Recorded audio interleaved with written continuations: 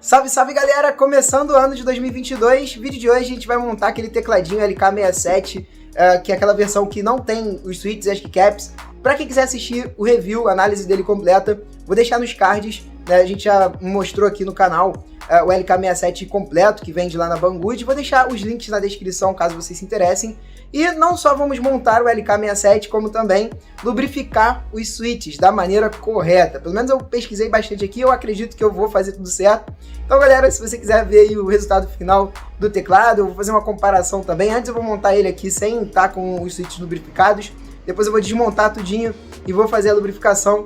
Então, você aí que quiser saber, descobrir comigo, né, se vale ou não a pena todo esse processo que é bem trabalhoso, fica aí até o final do vídeo. Se estiver chegando agora, for novo no canal, se inscreve e também já deixa o likezão no vídeo.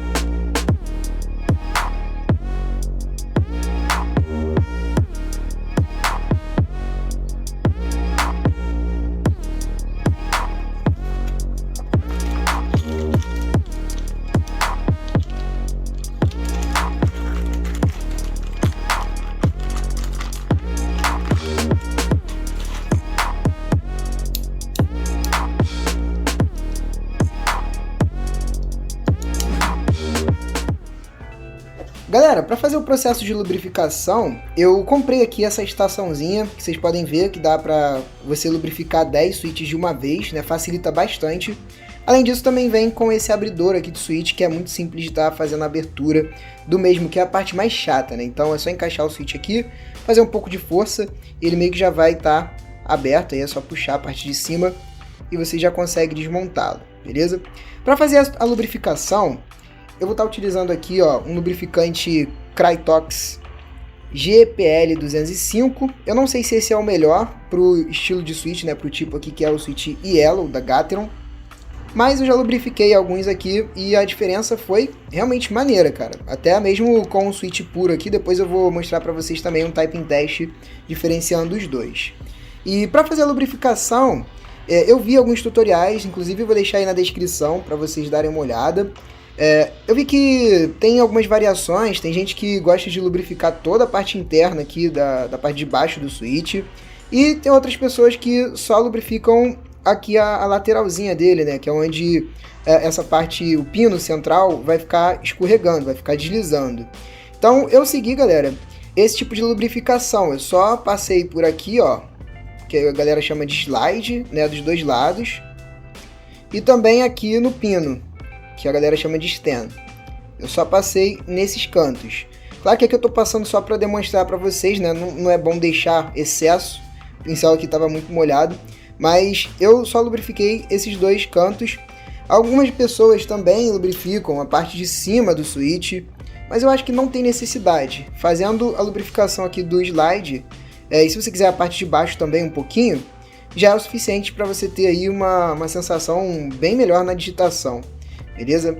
E eu vi que algumas pessoas também pedem para evitar de você lubrificar a pontinha aqui que entra em contato com aqui a parte metálica. Acredito que pelo fato de diminuir a resistência, né, já que vai estar lubrificado, e aqui como a gente tem já um switch linear, que é um switch bem leve, não tem necessidade também de você passar a lubrificação nas pontinhas aqui, então é só mesmo nas laterais. Então Vamos lá, vamos lubrificar essa parte aqui, galera, esses outros 10 e partir pro trabalho, porque ainda tem muito switch pra gente fazer essa lubrificação e realmente, cara, consome bastante tempo.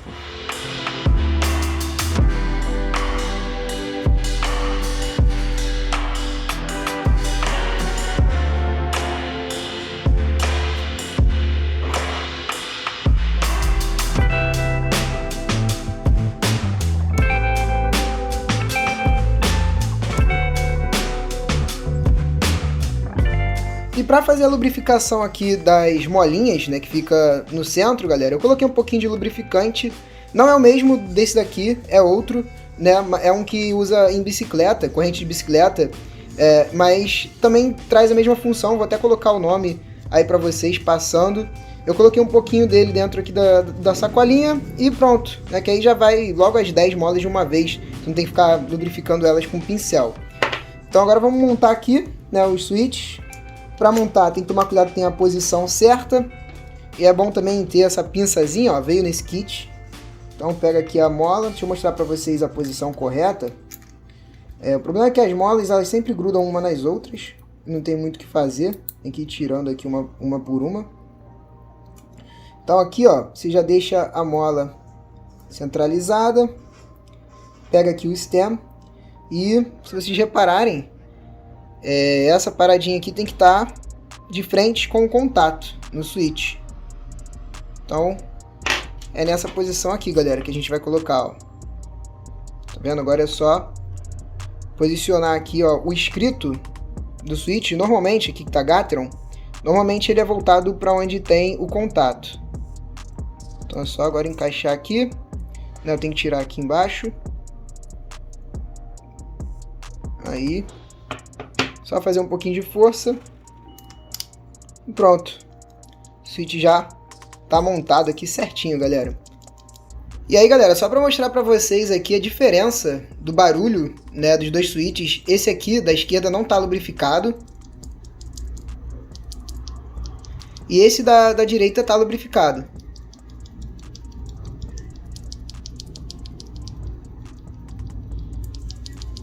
O da direita quase não faz barulho. É bem diferente. Processo de lubrificação finalizado, rapaziada. Agora, bora montar e ver como é que o tecladinho vai ficar.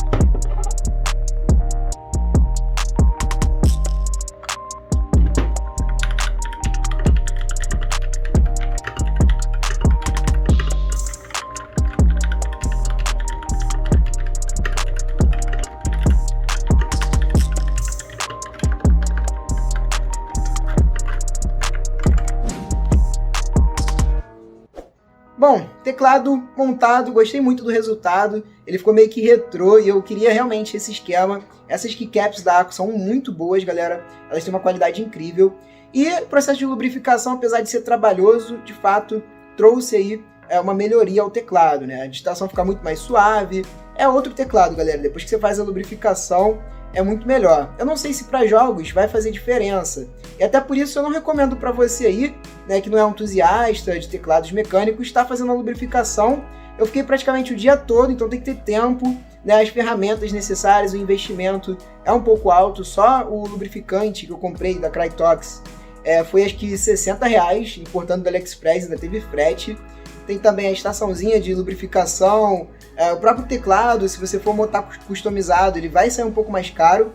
Então acho que é só mesmo para pessoa que é mais entusiasta, quer entrar nesse mundo aí, né, de teclados customizados, LK67 eu acho que isso torna uma opção bem interessante, beleza, galera? Então agora eu vou passar para vocês aí a diferença entre o teclado, né, com a lubrificação e sem a lubrificação. E espero que vocês tenham gostado do vídeo, galera. Não esquece aí de deixar o like, se inscreve se estiver chegando por agora.